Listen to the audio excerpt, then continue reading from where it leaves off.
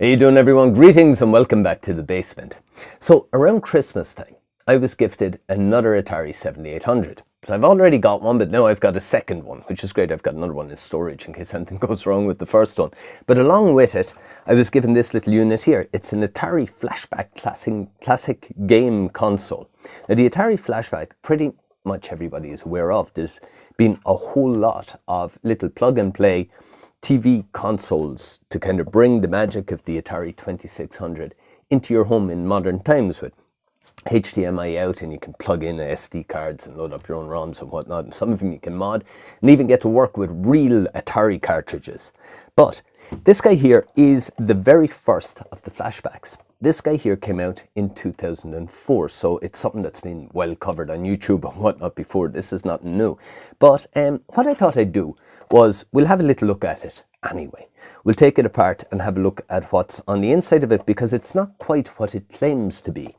And on top of that, this unit originally came with the cables and whatnot to plug it in and connect it to your TV, and also two little joystick controllers. I got one of those little joystick controllers with it, but the cable was broken on it, so I had to kind of make up one and replace it. So that's what I did. But what we'll do is we'll open it up and have a look at it straight away. And here is our little Atari Flashback classic gaming console with its lovely red sticker on it. So we'll have a little look just around the unit to see what it's made up of and what it has. So we've got a power button here on the left hand side with a little LED to show us when it's turned on. And we've got a reset button on the right hand side. And at the very front of it, we've got two DB9 joystick connectors. So we can plug in two joysticks here, so we can play some two-player games on this. But don't get too overly excited, because it's actually not compatible with the regular Atari or Commodore joysticks or any of those. And I'll tell you why in just a little few minutes. Around the back, what we got is we've got a DC 9-volt connector, center positive, so a little barrel jack will plug in there. And we've got two RCA female plugs. We've got our audio and video to the TV.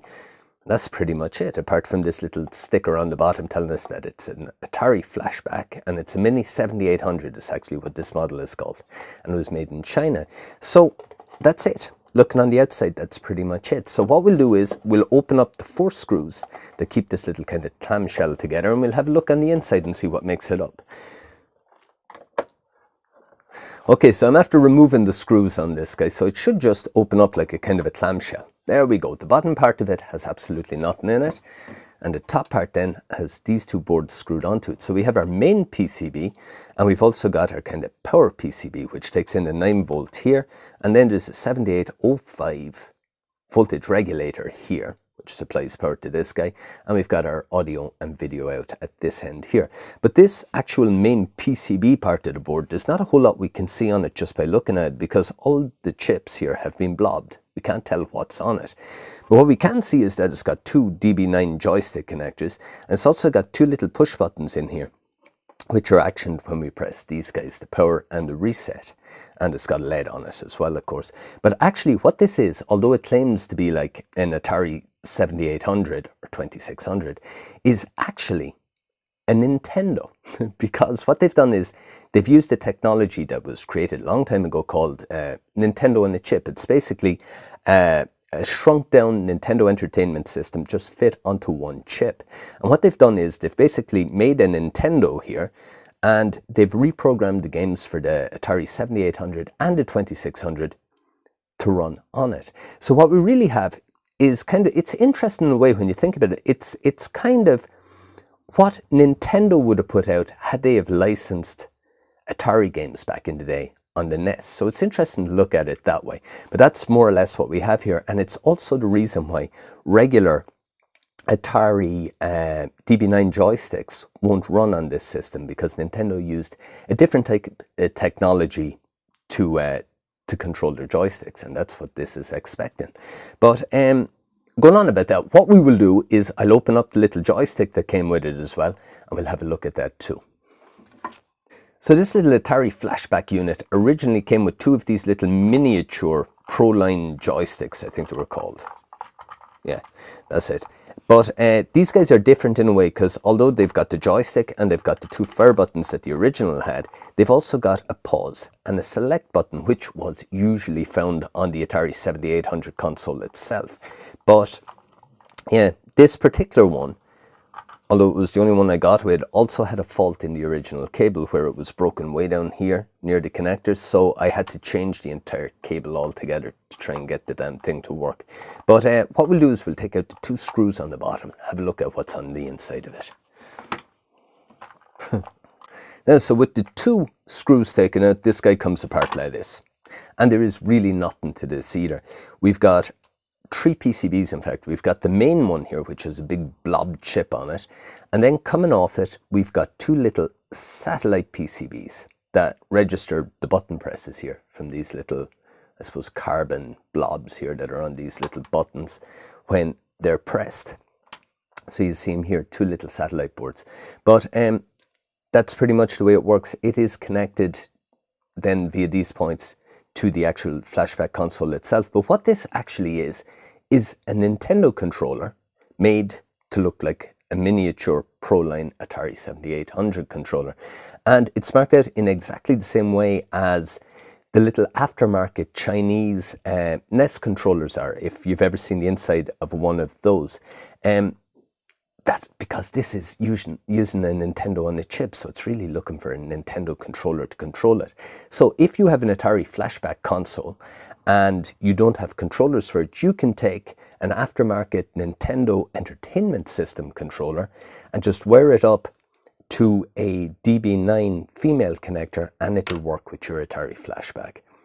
But again, this whole thing is blobbed and all the rest. You're not supposed to be able to tell what it is, more or less.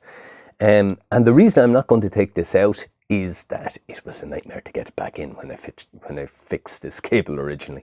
So what we'll do is put it all back together, and I'll show you the little flashback working.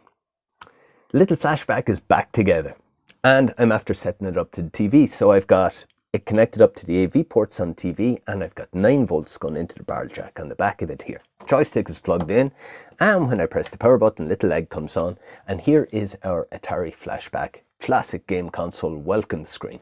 We've got an Atari 7800 in the middle here, and we've got 2 stacks of 10 games. So we've got 20 games available to us on the system in all, and we can select between them using our joystick. We can go up or down or left or right to change games, and it tells us what game we're after selecting as we go through them. Now, one of the main criticisms of this system when it came out originally was that it had 20 games in all, but only 5 of them were 7800 games. But in a way it kind of makes sense. I mean, the 7800 was backwards compatible with the Atari 2600, so to throw in a couple of good 2600 games kind of made sense, you know. But there are, however, differences between the originals and the games on this system, because this is, as I said, using a Nintendo on a chip. So I can show you fairly well with Yar's Revenge here. It looks more or less the same when we start, but once we start playing the actual game, straight away there's a huge sound difference. And the other thing, you'll notice graphical differences as well. This force field here in the middle looks completely different than it did on the original Atari 2600 hardware. And also the end screen, when you defeat the little alien Quotal in here, is also very different than it was on the original as well. I'll just see if I can destroy him to show you. Come on, shoot your little roundy thing at me. Here we go. And come back down, and we'll hit you with that. So this is different as well. The graphical end of it is different, but the game plays pretty much the same. So I would say it's pretty much a win on Yar's Revenge on this.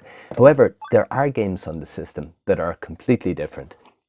Now, I've heard that this particular game here, where's it? Desert Falcon, there we go. This is completely different in the Atari 7800 game. So I've never actually played Desert Falcon on a real 7800, but this guy looks different, plays different, and in many ways is an inferior game to what the original was. And the reason for it is that the Atari 7800 could manipulate a lot more graphics on the screen than the NES could. Because this was rewritten to run pretty much on a NES, the game suffers because of it. So I suppose one of the main criticisms is more or less, if you bought this console to relive childhood memories of playing Desert Falcon on your original 7800, you would have been disappointed because it's not at all the same game. And the same holds true for some of the other games on the system as well. Another one that I can show you that's scaringly different is Asteroids. So this was a game that was built in on the PAL version of the original 7800. On this system, it looks more or less the same. It sounds more or less the same, but it's using the 2600 joystick controller, because generally what you'd have is one button to shoot and one button to teleport. On the 2600, you press backwards to teleport, so that's what it's using there. But also, one of the major differences is you'll see the way it kind of controls like a racing car. There's no gravity keeps the ship going. You can stop whenever you want. So it kind of makes it a completely different game. It's after being programmed a little differently. Some people prefer it that way. I personally preferred the original. But that there is the little Atari Flashback classic game console. There's one other thing. If you select the middle cartridge port, if I can manage to get it to do it, if you select the middle cartridge port here and you press the button, it'll give you a little history of the Atari Flashback classic game console. And I love the way at the end of it they put that was like so 80s totally, because that's apparently the way we spoke back in the 80s. Well, maybe you did if you were American. I don't know. Bill and Ted used to sound like that a bit. But yeah, that's pretty much it for today's episode. I hope you enjoyed looking at the Atari Flashback Classic Gaming Console with me here down in the basement. And until the next time, I bid you all a fond farewell. And have fun. Party on, dude. See you soon. Bye-bye.